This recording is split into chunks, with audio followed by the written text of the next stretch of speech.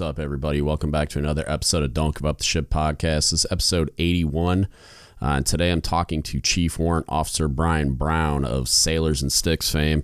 I know a lot of you are probably familiar with him, but if you're not, submariner, he was a senior chief and then picked up Chief Warrant Officer and is now doing weapons officer things and also doing amazing things with Sailors and Sticks, which...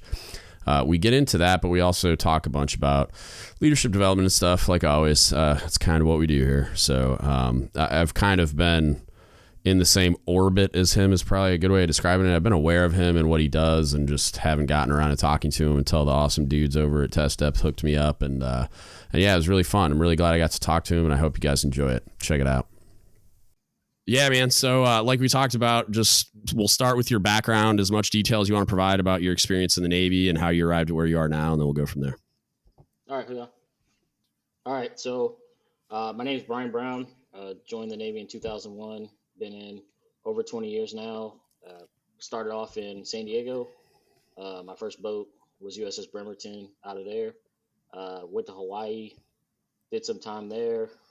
Went to Groton, Connecticut after that. Spent some time in Virginia, and now I'm all over the world now, in Guam, doing that, and did the conversion path from senior chief to warrant officer, and I'm currently serving as a submarine ordnance warrant officer right now.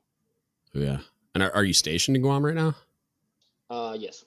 Okay. Yeah. I was wondering if you were just traveling, because I was just there a couple months ago. So yeah, man, I'm curious, first I'll probably just start with the warrant officer thing is I'm curious, I mentioned before we started recording, I've had an LDO on and kind of explained that program, but for somebody that, because most LDOs, it seems to me, and the guys I've known, it's they make chief and they're a chief for maybe a year or two, and then they pick up LDO, right? Some of them, it's they get selected for chief, put it on, and the ink's still drying on their frocking letter, and they pick up LDO. So what's it like to be a chief for that long, lead in those positions, and then transition into the warrant program? How does that leadership dynamic change? You know what I mean? Because I'm obviously super familiar with being a chief, but it must be an adjustment. Well, it's adjustment because there's some chiefs that don't really like the path you're going on. I gotta say, for the most part, my friends were pretty supportive of me making that decision. You got the occasional jokes and stuff like that, but right. That path is different because, as a chief, you're responsible for your division and your division only, but making that conversion over to officer, you're responsible for policy, a lot of admin too, and also taking over the division too. So you have to use the stuff you learned when you were a senior chief or a chief, master chief, whatever realm you fall into. You still have to use those leadership skills that you gain there too. So did you ever have any issues I've heard, I've never actually experienced somebody that was especially a senior chief that couldn't they didn't want to give up their role as a chief, so they would try to be that and be something else. Do you have ever have any issues separating that and just be this is a new role for me now, so I have to function? No, you have internal conversations with myself. I've had internal conversations with, it's hey man, that's not your role anymore. Stay in your lane kind of thing. So I try to talk myself off that ledge before I get involved in that kind of stuff. I'm not saying that I haven't had to poke my head in things, but normally I let the chiefs do their job. And I know how it was for me having somebody step on my toes, and I was man, I got this, leave me alone. So it's just one of those things that you just got to remember. That's not your bag anymore. So you kind of got to step out of that for a little bit. Yeah. How receptive and I imagine it'd be more younger chiefs, but how receptive are they to you giving them advice based on your experience as a chief? Because it's not that goes away, right? And you've been around for a long time. So do you find that chiefs are receptive to you kind of providing mentorship and stuff, or is it more you're an O-ganger now, so go away? No, I always joke around with the LDOs and stuff. Is the best part being a warrant officer is you automatically get street cred, right? So everybody knows you should be a chief, right? So they're more receptive of it. Usually you get an LDO or somebody, they might have some difficulty with that because people don't know their background. But if you got a CWO bar on, people know that you were a chief at least for some period of time, right? So people are receptive to that, and you were able to do that well, and you obviously got promoted through the ranks. So I haven't got too much pushback on that. Some people don't like the conversion, no matter which pathway you do it. They'll Yeah. always be mad. But what I found out about most of those people, they're mad they didn't get selected because they tried to apply for it too. Yeah. So, yeah, Funny how that works. yeah, Yeah, dude. yeah. So I always had trouble with, I've run the Chief season since like 2012, almost every year. And so like, I always had trouble with when I was running it. I was just like, if there's warrants locally, like they should be invited to events because once a chief, always a chief, right? And it's like, it's not once a chief, always a chief asterisk. Like it's Right. no, they were selected and initiated and accepted just like everyone else. And like, well, they gave that up when it's like, no, they didn't. Shut up. Like, what's the difference Yeah. between a retiree and a warrant officer? Like neither of them are doing it on active duty anymore, but they're still chiefs. So like I was always more like we had my AWEPs. I was on a BN on my last boat, and he was an FT senior chief, and then he went LDO and became an AWEPs. But it's like that dude was a chief. Like he would like come in the mess once in a while and just talk to us. But he would like knock and make sure. And I'm like, dude, just walk in. Like if we don't have a sign up. Like if in my mind, I'm like, you're a chief, dude, just walk in. Like you don't have to knock on the door. But he was like, I think he had experienced some of that negativity and was just like erring on the side of caution. And some of the other guys in that mess were like, no, like that shouldn't be cool. Cause I brought it up one day. I'm just like, how do you guys feel about this? Cause my mindset is you're a chief. Like, so, and I understand they're not doing that role actively now, but like the knocking on the door, like if you know we're in there watching a movie, just walk in and sit down. So Yeah, how do you feel about that kind of cultural stuff? There's some guys that get salty about that, man. And I'll tell you a story. It pops up in my head all the time when I think about it. But I remember I sit in crew's mess sometimes and eat at the chief's table just because I just like to talk to the guys and see how they're doing. Yeah. And I sat down and one of the chiefs looked at me and he's like, "What are you doing here?" And I was like, "If you don't stop talking to me," I was like, "Dude, your khakis still smell like the next, bro." Yeah, calm down. Yeah, I was like, "You've been in the Navy since breakfast." I was like, "Leave me alone." I was like, yeah, "I've been wearing anchors longer than you've been in before." I was like, yeah, "I'm sitting down here. The cop told me I could sit down here. Leave me the hell alone." So yeah. some guys just get rubbed the wrong way about it. Most of the time, I find out it's people that tried to apply for the LDO CWO program and got told that they couldn't get in.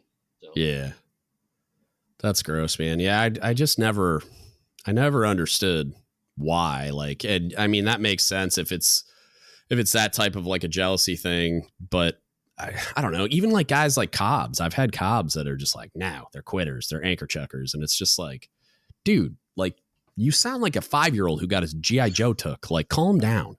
Like, I don't understand that pettiness, and it's like you lose out on the experience and insight that you would get from those people in training and especially the initiation season. Like that's more of the time frame where I'm like, yeah, I want to bring them in now. Like they need like the best possible person in my mind to teach a new chief the role they have in training division officers, and that relationship is a chief that's now a freaking division officer. Like kind of makes sense to me. Like it seems like that's a conversation that would be really productive, and there's a lot of really great perspective and experience that would be brought to that training by warrant officers, and it just seems like a lot of people are still really like resistant to that. It doesn't make no sense. There's a lot of master chiefs that I know that are really cool about it though. Like I gotta say that are still buddies of mine, and we give each other occasional jokes and stuff. Sure.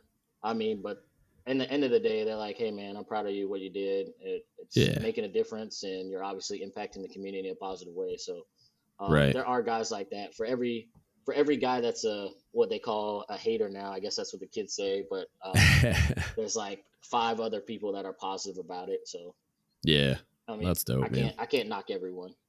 Yeah. What is like, I guess this is a cheesy way to say it, but like what's a day in the life, man? Like what is the actual day-to-day role of a chief warrant officer, like in whatever, I don't know how many jobs you've had as a warrant, but like what do you now, probably. Yeah, what do you do? Like what's your role? Because like I kind of know generally like with the book answer, but like what do you really do on a daily basis? I mean, because you guys are like unicorns to the fleet. Like we're all like, what are they? Who are they? You see them only once in a while, and when you do, it's like, what is that? People think we drink coffee and curse a lot, and that's all they think we do. But I mean, that's what they think chiefs do half the time too. So that's not true. But I mean, normally I start off earlier because I feel like one of those things is you got to have a plan to execute. Yeah. So like if your guys come in the morning and you don't have anything established, I feel like you're doing them a disservice, and that's when you get the whole guy sitting around doing nothing kind of thing, right? So Right. I usually come in early. We have meetings, kind of establish the plan for the week or the day, and then I go to quarters and kind of put that out to my department, like, hey, this is what we got for the week. And I think as an officer, you got to think overall big picture, right? Like, even though that you Right. have a plan for the week, you got to have a plan for the next following months. Like, hey, what's the closest shark to the boat kind of thing? What are Right. we going to have to execute? And I mean, I let my guys go home early, man. Like if their work's done, I let them go home, and I honestly stay later because What?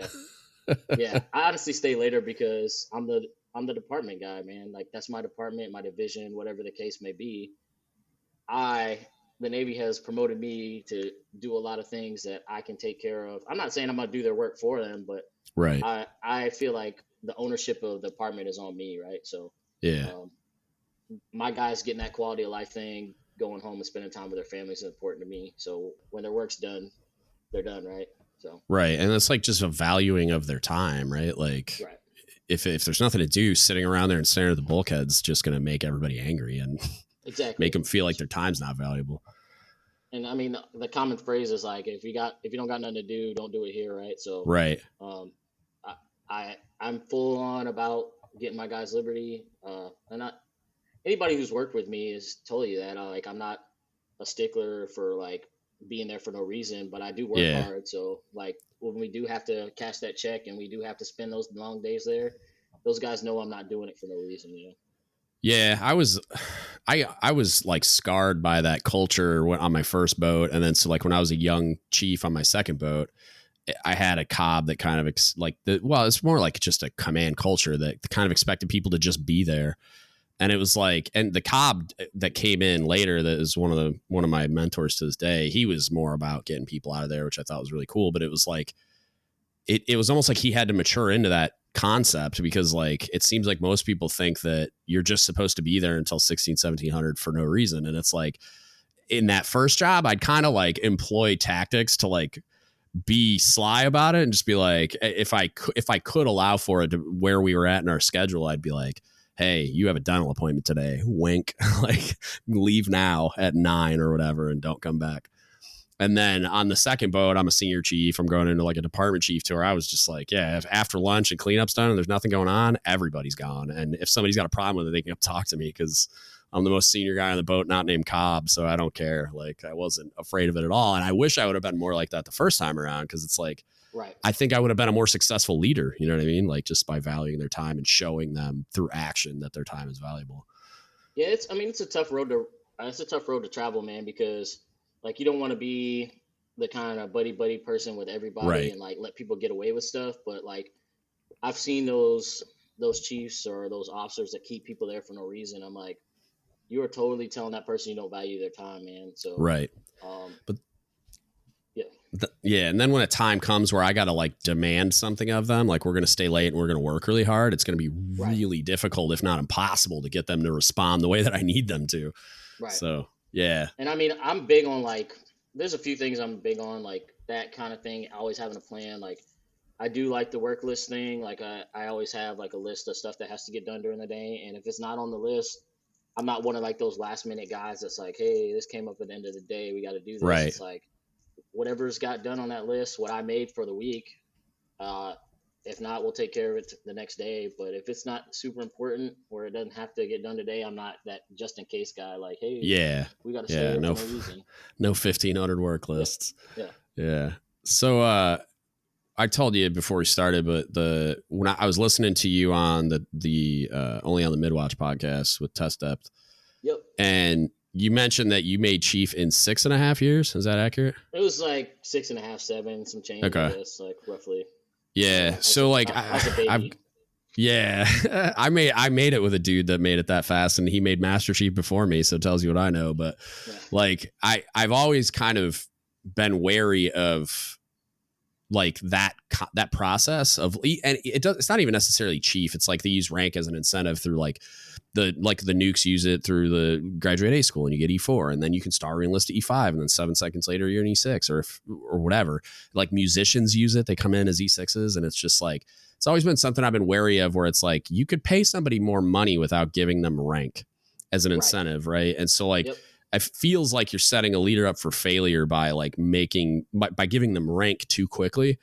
And so like, I wonder, like specifically for this question, like I just wonder how you feel about people making rank that quickly, regardless of how it happens. It's like I feel like a lot of those dudes, because I was kind of fast, but I know guys like a nuke mechanic buddy of mine made chief in 7 years. And it's like, and he was a second boat. He walks right into his LCPO tour. And it's like, it's brutal. And it's like, I don't know.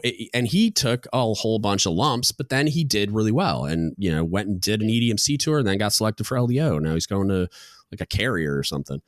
But it's like, it took a minute. And it's same thing with the dude that relieved me on my second boat. I made chief pretty quickly. It was like 9.5 years. And so I was on my second boat, but I got like a year as an LPO to kind of like get my feet wet.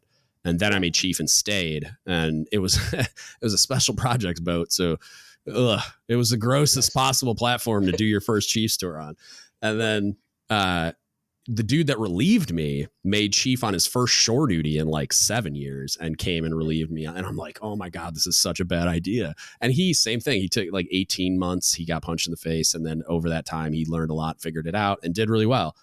But it's like, I've also seen guys that haven't done very well. And so I'm curious how you feel about that, just as a concept, like, cause we talked a little bit and I go back and forth about like, should there be a time limit with like specific exceptions for anomalies, or should it just be like if you meet the requirements, you meet the requirements? Cause I feel like the quota driven system can set those leaders up for failure too, where it's like, when I made chief, the quota was 67%. I'm like, that's ridiculous. And it was 67% because the year before it was like 63, and half of those people were lost due to attrition. And so it's like they either got out or they like didn't do well and got told to go home. And it's just like, oh, wow. So like, how do you feel about that? I don't think there should be a time requirement. I think it should be more like you're meeting the wickets of what you're supposed to be doing. Like I said, before we started this recording, I've seen guys at 6.5 that are ready. I've seen guys that at 18 years that ain't ready to make it right. So it doesn't really matter as far as time goes. I think you have to be honest with yourself, because those guys who make it early are so used to achieving success time after time. And I was one of those guys where I made it early, but my first year on board was rough because like I literally I made it, and then a few months later I went to go to a boat in my first Chiefs tour, and I was like 24, 25 years old, man. And Jesus. And it was hard. It was a rough road. And like, I took some big lumps in the beginning, but I'm a better person for it. But I often tell people it was the hardest time of my life, probably up to that point. So I think that experience is tenfold, but like, I think depends on who your Chiefs quarters is. Like, I mean, if your Cobb's an older guy, he's going to have to kind of understand how you are as a person, and you're going to probably need a bit more mentorship than the guy who's 35 years old, right? But like, that doesn't mean you can't do your job. It's just, he's just probably going to need more help than the guy who's been doing it for a while, you know? Yeah.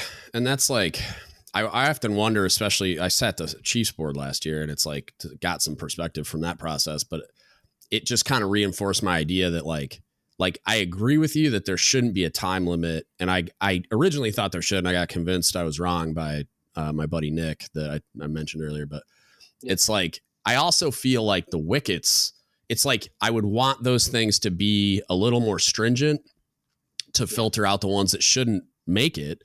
But then the problem is it's a quota driven system. So it's like, I can tell you that when I was sitting there, I thought we should have returned a whole mess of quotas. Like I was ready to give half my quotas to somebody else, because I was just like, these records are awful. And part of that is the community's fault for not getting them ready. Like, I'm not going to just say it's all the candidates' fault, but also it's just like, I don't feel like you're able to even make the wickets like reflect what's really needed to be ready, so that you get the quality candidate that's ready, has a requisite experience, whatever, or at least set them up in the best way possible, because you're always going to take lumps. But oh yeah, for sure. but it's like because the system is quota driven, it almost feels like you're not allowed to raise the bar as high as you would if it wasn't. Does that make sense? Yeah. No, I get what you're saying. I mean, it's one of those things where I know people, I mean, that's obviously their goal. Like as a senior first class, you're trying to make chief and trying to do everything you can. But I think some people don't give themselves an honest assessment. Like, hey, am I really ready to do this? Right. And some people just like being an LPO and they don't want to do anything else, man. I know plenty of guys that are like, I don't want to be a chief. Like I just like being an LPO. And sometimes that's okay. Yeah. I have this idea. Like I knew this dude, he was a nuke mechanic, really, really senior kid that zero interest in ever being a chief or like, so he just refused to qualify engineering watch supervisor because it removes you from eligibility. Right. And like, he didn't even want to be the LPO. He was just, but it wasn't like he was a bad dude. He was just happiest turning a wrench. Right. And it's like, and I talked to him about it one day and kind of walked away with this idea that like up and out is kind of dumb. I'm like, we need guys like him to be like at the pinnacle of like the doing, like at the pinnacle of the expertise of actually doing that job. So you can like teach and mentor all these new mechanics. And that when something goes horribly wrong and it's like one of those real weird, like rare situations with a piece of gear that's not doing what it's supposed to be doing, that's the guy that's going to keep us on mission. You know what I mean? Like to have a guy that's that good at turning a wrench on the type of gear that he is, it's like, so I kind of thought about it. It was just like, man, I really wish that the up and out thing wasn't real because I think you'll always have the same number of people that want to be chiefs. And a lot of you'd probably have a lot less attrition if you were allowed to just remain doing what makes you happy. If you take the flip side of that, right, there's a lot of guys that their chiefs kind of push them through, like the guy who didn't want to be the LPO, the chief kind of shoved them through. Yeah. And then they get to the chief spot and they fail. Yeah. And they're like, I didn't even want to do this anyway. My chief just wrote my eval and made me look good on paper. So, right. I mean, when those people get forced in those situations, they often don't perform well. And so that's a bad thing too. Right. And the division ends up suffering because they got this dude who never wanted to do the job in the first place. Right. But they feel like they have to because that's how the whole thing is constructed. It's like up or out. So you got to make a choice. And like you could find a way to just exist as a first class until 20 years if that's the way the progression happens. But it's like they kind of expect you to continue into leadership roles no matter what. And if you don't, it's going to affect your evals and everything else. And it's like, why couldn't we just have somebody that's like, no, I'm good here. And then they can only progress so far in like a seniority style pay scale. But like rank wise, it's like, no, this is where I want to be. This is where I'm happy to, like, you could be a second class forever. And it's like, you could still get pay raises, but you'd have to do certain things much in the same way as far as like becoming like a master at your craft. You know what I mean? But like a Nav ET qualifying quartermaster and Nav soup and whatever else, like, and maybe even like going to being an A Nav. But it's like, that's not necessarily a leadership role so much as it's like, it's just, you're a really, really high level expert at exactly what you do, but that's all they want to do. And it's like, that's okay. Like if my ANAV is only really good at navigation things, is that okay? I feel like it's okay. As long as they can come to the ops brief and communicate what we're doing. Like, I don't feel like there's any reason why I couldn't have a second class ANAV and then just have a Nav ET chief that, you know, provides the leadership piece. Yeah, there's guys that do well at that role, like being a second class. I've seen second class ANAVs, and they're good at their job, but sometimes that's just where they want to be, right? They don't want to be a chief. Yeah, nothing wrong. I feel like that it would be cool if they revisited that someday and just were like, you know what, it'd be fine if we just had master craftsmen and like they're just really high level experts, but they stay at a lower rank because that's where they're happiest. It's like, I feel like you'd get higher retention that way. I mean, they used to do that. Like, I mean, now it's the big thing with like the senior chiefs. They can't stay in the rate. They got to go be a cob before they put on master chief. But like sometimes there were just dudes that were like FT master chiefs that were just good guys. I know I'm a unicorn in my rate, man, where I made master chief without being a cob, and it's like, I'm not even sure how it happened because I didn't think it was going to. Like, I mean, I kind of do, but like, I kind of got lucky too, though, because there were quotas and there weren't enough cobs. So it's like, I was just the next man up and like, all right, so they made me a master chief. And it's like, not that I didn't earn it, but it's like it's not normal to see that anymore in the submarine force. They expect you to go be a cob, and that was the plan before some misadventures with cancer and some other stuff that like derailed that as a career progression like thing for me. But it's like, yeah, I mean, I feel like it's a good thing even to have those. And it's like, you could make the argument that I would think, and correct me if I'm wrong, that like, instead of making me a Master Chief, they could have said, well, if you want to do that, be a Warrant, you know what I mean? Cause then you got a high level, cause that's kind of like, you're the highest level technical expert, I would think. Or at least that's by design. I think that's what that is supposed to be, is like a warrant in whatever designator is supposed to be like the pinnacle of technical expertise. And yeah, there's some like leadership stuff in there too, but that's kind of the role, is like, I'm going to put you in a very specialized position to do a very specialized job because you have such a high level of technical expertise. So yeah, and that's what they made the program for, is the subject matter expert to be the technical expert on that kind of stuff. Right. So, I mean, it's almost like you would think they could maybe expand that program, and then like, yeah, if you want to be a Master Chief, you need to be a CMC. But if you want to stay a technical expert, you're not going to stay in rate in that role, because the argument that's always made for me is like, what role am I going to play if it's time for me to go back to sea and I don't want to be a cob? Like, if you're going to fill a role that first classes routinely fill as a leading CS on a submarine. Like, why would I send a Master Chief to go do that? And I'm like, well, you're not wrong, but also I don't want to do that. And it's not like on an aircraft carrier, because I've made the argument like, okay, well, why can't you send me to an aircraft carrier to be like a department chief? Because while I don't know aircraft carrier things, the job is effectively the same. It's just scaled up. Like we use the same books, we use the same, everything pretty much. Yeah. So I could go do that, but they're like, no, because the surface fleet doesn't want to give up their jobs or whatever, their billets. And I'm just like, well, whatever, who cares? Like, it's big Navy would be making the decision. But yeah, I think it's like almost like they should just create roles where it's like, well, if I want to stay in rate and just be a high level technical expert, go be a warrant. And then you could go be a food service officer all over the place. And it's like, I wouldn't have a big issue with that. I feel like leadership is leadership, man. Like, I feel like you can put somebody anywhere and they're like, oh, how do you know he's going to do well? It's like, if the guy cares, man, he'll be able to figure it out. Like, I agree. Yeah. Somebody asked me that, like, I think it was this guy, Dan, that I'm buddies. He's a naval special warfare tech. And he asked me, he's like, if I put you, I think it was him. He's like, if I put you as like the chief of like an AO division on an aircraft carrier, could you be that chief? And I'm like, yeah, as long as you don't expect me to know anything about being an AO. Like, I'll learn enough to like get through meetings and like manage people, but like, I'll have a bunch of AOs around me to like tell me the AO things, but like, I can manage and lead people. It doesn't matter where you put me. It'll like, where you put me will dictate how much I need to rely on the expertise of the people around me, and how much I need, like how much of a learning curve there will be for me to like speak the language and best understand what I need to do to put people in the best places to succeed. But it's like, I'll figure it out. Like, because that's how I kind of feel about it. It's like, it doesn't really make sense to do that, but I could do it. You know what I mean?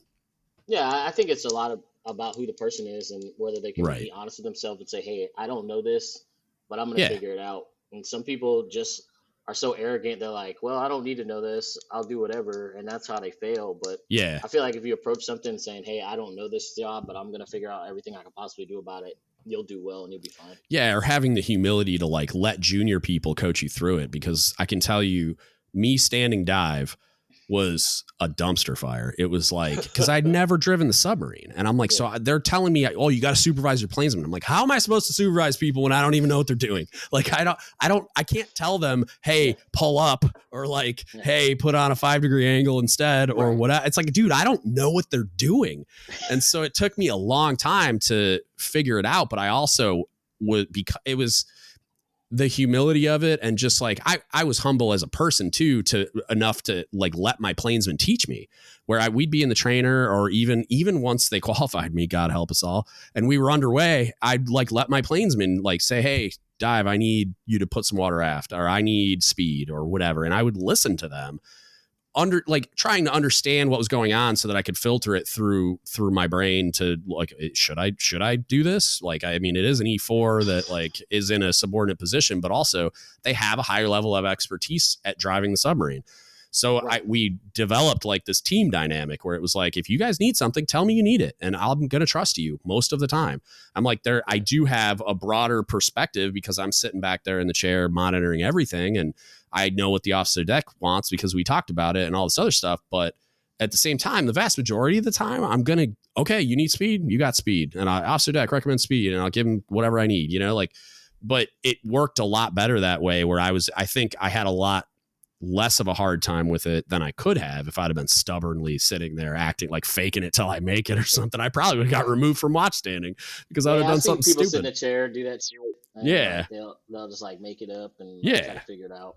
Yeah, it's such a bad idea. Yeah, it's like, dude, I was constantly like making my plainsmen talk to each other. The chief of the watch would like, sometimes they're qualified dives, sometimes they're not, but they kind of get it. So they like back me up. Like we'd be going up to PD and they would be watching watching all the indications and they like dive recommend flooding because I didn't tell them to flood.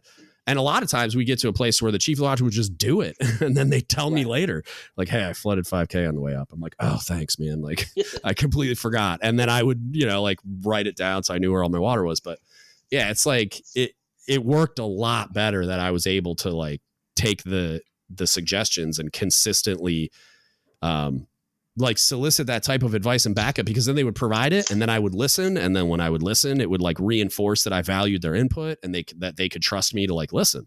And so then it was just you gotta be cycle. Open to that too. Yeah, you gotta be open for to that sure. Too, because if people know that you're not going to be, and like, they're like, I already tried to tell this guy once and he's not going to listen to me. Then they're going to let you fail, man. Right. So for sure, dude. Yeah. I had this torpedo man. God, I love him. He's a funny dude, but he was one of my plainsmen. Like this, it was the second deployment I stood dive on. And so they kind of looked at it like, he's more experienced now. Cause the first time they gave me this like loaded watch section of just pipe hitters to make sure that I was all right, which I appreciated. But then the second one they're like, you're like the best dive on board. You'll be fine. I'm like, that's not true, but okay. So they gave me a way less experienced watch section, but I had this one plainsman. He's a torpedoman that like, everybody kind of thought he was like not the best sailor. Like he was kind of like, he was kind of always getting in a little bit of trouble and he had an attitude problem and his uniform was always jacked up and he was late and stuff like that. But he was very good at driving the submarine when he was awake or when he was paying attention. And so like trying to keep him engaged, it was like everybody else had a really hard time with him. And all I did was like value his opinion and listen to him. And I would just tell him like, dude, you're like my most experienced guy. Like I'm relying on you to make sure this PD trip goes well. And I know you know what you're doing. And I had like a new guy sitting next to him he was okay, but he was still learning. And I'm like, dude, I need you to teach him. I need you guys to be talking. I'm counting on you. I need you to like communicate with him, like tell him what you need. And he needs to be telling you what he needs. And so you guys aren't fighting each other. And then I need you guys to be telling me what you need from me. Like if you need water or you need speed or you think this or you think that, it's like, you need to be vocalizing that to me, but also just like letting him know that I trusted him and that I had faith in his abilities. Dude, he killed it. He would park that thing at PD like a boss. And everybody's just like, how are you getting him to drive the boat that way? And I'm like, dude, it's not because I'm skilled at driving the submarine. It's all I did was like make him feel valued. Yeah, that's important. A lot of people don't feel that way in their jobs. And so they just underperform because they know people think that. Yeah, that's like what they expect of him. Yeah. Yep. So if you don't give anybody responsibility, you don't treat them a certain way, they're just going to rise or fall to that level of expectation. Yeah. They're going to fall to that level of what people expect out of them. They're just going to do it. Yeah, for sure, man. So a lot of the internet knows you from Sailors and Sticks, which is, I mean, I'll let you explain it. I know it's like kind of like a cigar social club for sailors, but just talk about like how that started, what exactly it is that you guys do, and we'll go from there. Cause I know there's a lot there. I want to kind of ask like where it's going, and cause it seems like it's kind of blown up really quickly too, but yeah, it's pretty good. My buddy Nick and I, he's in Virginia. We started it kind of a thing that him and I just did. I would go over his house a lot and hang out in the back of his patio area. We go smoke cigars, hang out and drink. He has like the nicest bar I've ever been to as far as like somebody's house, but he's got all these bourbons, whiskeys, all this fancy stuff. So we go over his house and drink and smoke, and we kind of talking one day, and we're like, why don't we just do this for like everybody? Like this would be cool, man. And Yeah. so we kind of came up with the name together. We started a little Facebook group. I think we had like 30 people in it for like a better part of the year because we didn't really Yeah. do anything with it. And then I approached our tattoo artist because she's tattooed Nick and I a few times now, um, in Virginia, Amy, and she did us this killer logo. And once we got that, it kind of took off from there. Yeah. And for the group wise, I mean, we raised $10,000 for the Bonhomme Richard when they had the fire on there. Wow. We raised money for subvets. They had a submarine veterans club in Groton, Connecticut. They had a oven break, and we raised enough money for them to buy a new one of those. That's sick. We try to give back to little things that we possibly can. I know we can't please everyone because we're not Right. a big group and we don't have a super big amount of funding, but we try to get involved in as much as we can. Yeah, no, that's awesome. What so like what's the aim of the actual like group, I guess, is like what I mean, I know you explained what you and Nick did, but like what kind of how does the like social aspect of it work? Because I see the pictures, like I added myself to the Facebook group or whatever, but like Okay. I don't smoke cigars or drink. I know I'm a bad person, but like just because I thought it was cool and I wanted to know what it was about, and then like I've kind of monitored like all the pictures everybody posts and how you guys interact. Like what is kind of how does that work? So COVID's been a real bummer for all of this, so Yeah. kind of limits a lot of that. But as far as social stuff, based on location, wherever we have members at, we get together. I know I've done a few things here. Um, it gives the guys a place to connect and just other sailors. Like, right, we find out that people aren't so far separated. So, I mean, we've had guys in the group that are going through some things, and we've been able to have connections for like people like, hey, we're meeting up here. Just gives a place of guys to go vent to. Um, a lot of it's just for a social aspect as far as us getting together, doing those kinds of events, and then there's also an underlying piece for me. I think a lot of people need connection, especially when you get out, right? That mental health piece. Yeah. Like, a lot of people don't have a social environment to go to once they retire. So there's a lot of guys that have messaged me that retired guys are like, thanks for giving me something that I can at least connect with brothers that are still in, sisters that are still in, people that are out like me, and they have something to bond with. Because when you get out the Navy, it's like you're not on a ship anymore, you're not on a sub anymore, so you don't have anybody, those people kind of like that. I think that's an underlying thing too that we kind of discovered about the group as well. Yeah. So like what are long-term goals for it now that it's kind of, because it looks like it kind of took off quickly. Like you said, you went a year where it was just kind of like you and some friends, and then now it's like blown up and you guys got thousands of people involved. So like, where do you see it going? Like, what are the goals now that it has the following that it does and it seems to continue to grow? So we're big on this Cigars for Deployers thing we're doing right now. So every boat or ship that leaves, we give them a big loadout. Usually try to put in an ammo can since we're ordnance guys. Put cigars in there. We want to keep doing that. We want to keep supporting any veteran armed service kind of things. Yeah. I know the overall goal Nick and I spoke about is eventually trying to open up our own little spot, right? Like like a shop, a bar or a cigar lounge, that kind of thing. Yeah. Nick's would be very good at that. He's like I said, he's probably got the most impressive whiskey collection and bourbon stuff. So I know he would be very good at that. Be the next horse and cow, man. Yeah. In every fleet concentration area, make it so.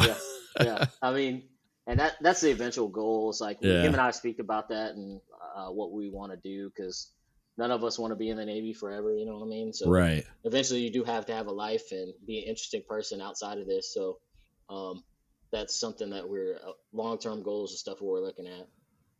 That's awesome, man. And then you guys got a podcast too, right? Yeah, we got a podcast. We've been trying to get it more active. I know we just recently recorded, but like due to like different locations and things like that, we got to ramp that back up. I'm actually talking with one of the guys last night who I plan on having on this next one. So we're probably gonna Nice. put that up soon. Yeah. So our podcast is a little bit more racy for the people out there who haven't heard it. So I apologize in advance.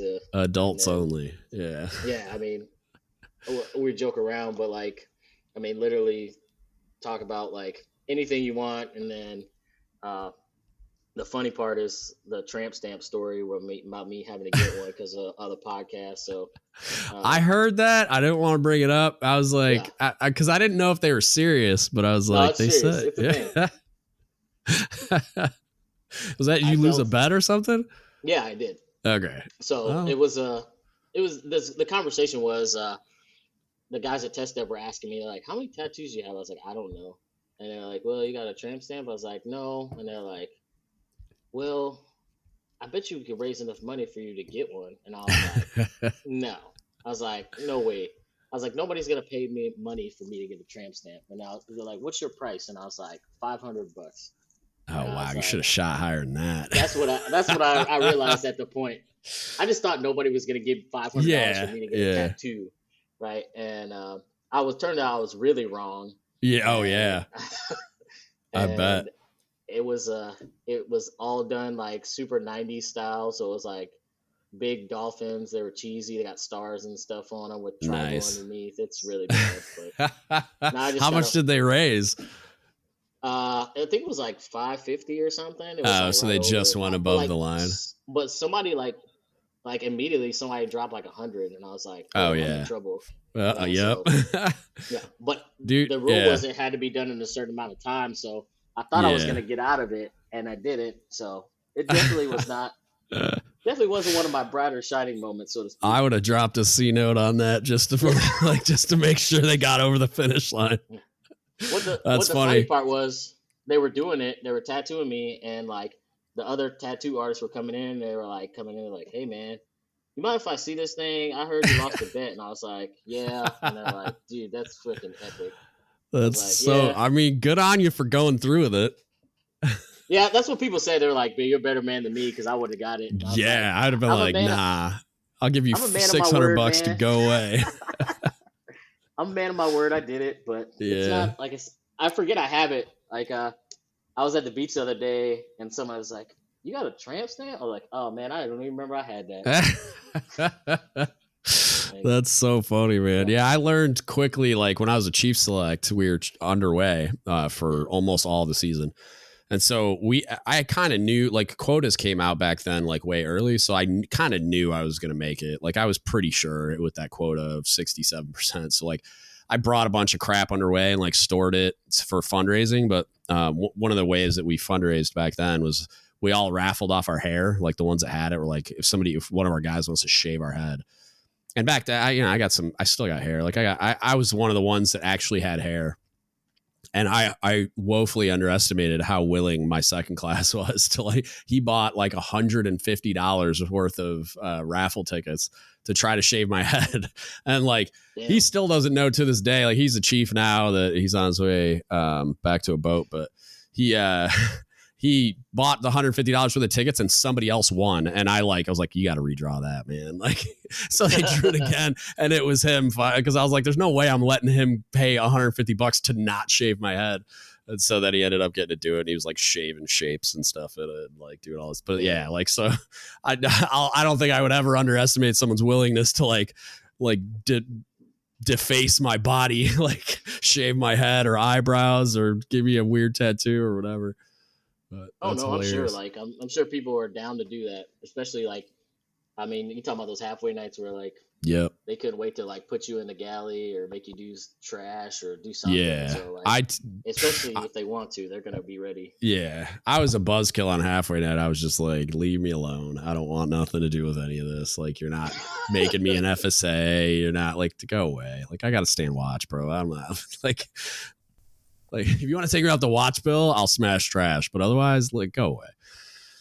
But as long as they took me off the watch bill. But like, I've only got picked for that stuff a few times, man. Like, I wasn't a really like disliked dude on the boat. So like, usually it's the guys who like, like I said, I got a couple times because people just thought it was funny to see me doing that stuff. But like normally it's the people that people don't like that get picked for like. Yeah. And I mean, I think just by virtue of me being kind of a hard ass with like FSAs, I'm like, there was enough discontent among the junior enlisted people that had to FSA for me that I probably would have gotten voted into something, but it is what it is. Yeah, man, that's hilarious. What, you got anything else you want to hit up? I mean, we're only at 45 minutes, man. I normally do like 3-hour podcasts. What else we got? Oh, damn, really? Not always, man. It's fine. I'm looking at the clock. I'm like, how's it only been 45 minutes? I'm like, normally I look up and it's been 2 hours and I can't believe it. Like, good Lord. Got anything else we haven't talked about, man?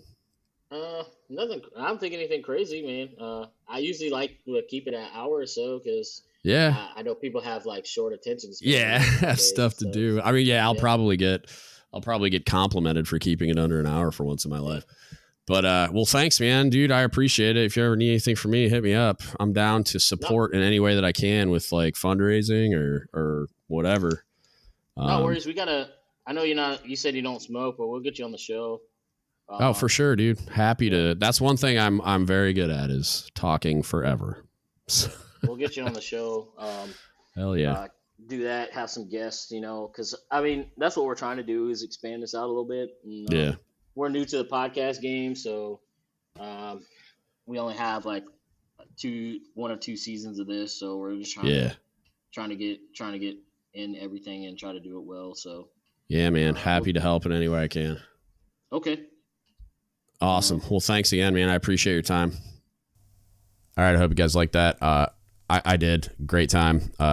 Hope that I get to talk to him again and also get to support the Sailors and Sticks dudes in any way that I can. They do a lot of really cool stuff, and as he talked about in the episode, there's ways that you can support units going to sea with either monetary donations or sticks. So make sure you check out their website, and all of the things will be in the show notes if you want to reach out to them and on social media and or the website. Support them by picking up some of their swag and the stuff that it's all hot, like orbits around cigars and stuff like that. So it's good times.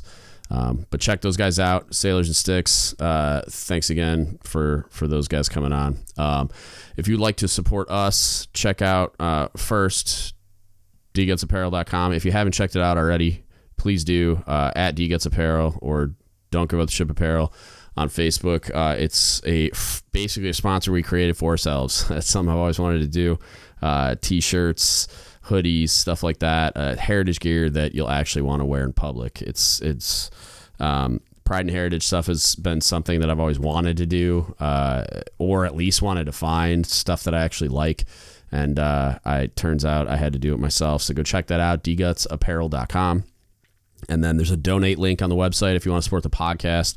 That is not for profit, only goes towards paying the bills to keep the lights on for the podcast itself, which will always be free. So if you want to do it that way, you can do it that way as well. dgutspodcast.com. If you need anything from us, hit us up. Don't Give Up the Ship Podcast at gmail.com. You can Facebook message us, Don't Give Up the Ship Podcast, or you can DM us on Instagram, Reddit, Discord, any of the things. Feel free to reach out. Always love hearing from everyone. It's always awesome getting feedback, questions, criticisms, whatever. And that's how I get a lot of listeners as well, like the last young man that I just recorded with, and I'm excited to release that. So, always reach out if you've got anything for us or if you're interested in coming on. And that's it. That's what I got for you today. Thank you so much for listening, and don't give up the ship.